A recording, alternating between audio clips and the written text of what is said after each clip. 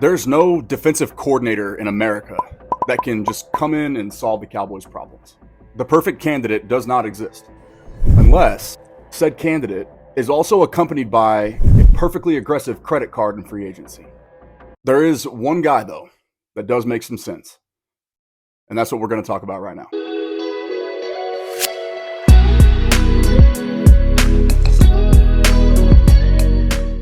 Four things in favor of Mike Zimmer.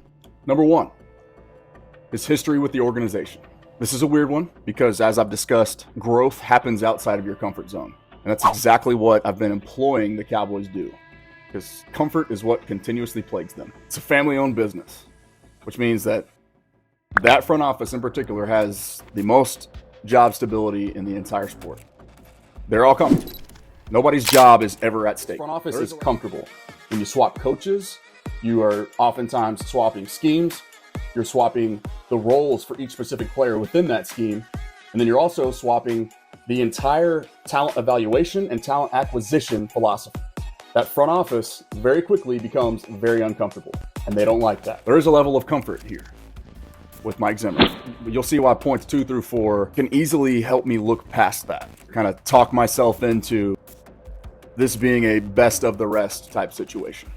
Point number 2, his history fielding elite defenses. And even some of that goes back to his time in Cincinnati, but as the head coach in Minnesota between years 2015 and 2019, it's a 5-year stretch. His defense finished ranked 10th, 5th, 1st, 3rd, and 5th. The personnel on those teams, though, particularly at the second level, is drastically different than what it currently is here, which is why that credit card that I mentioned at the beginning of the video is paramount.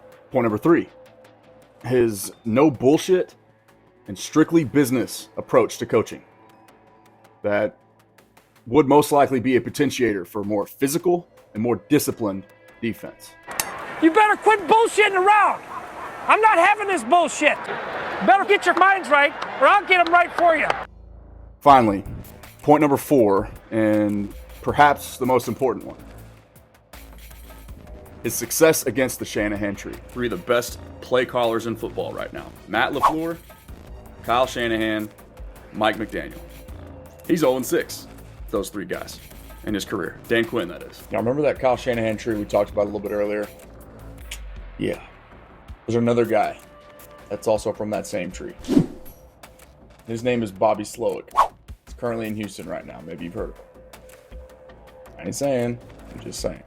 I'm still doing some more research on this to be able to apply some more context, but for right now, at least, this chart speaks for itself. Last week I said this right here. We'll see you on the next one when we talk about if the Cowboys really are all in 2024.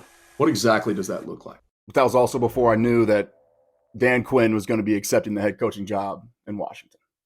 Okay, plans change a little bit. We're still going to get to that on the next one. If you like what you're seeing and you want to see more of it, you can let me know by hitting that button, and I'll talk to you guys soon.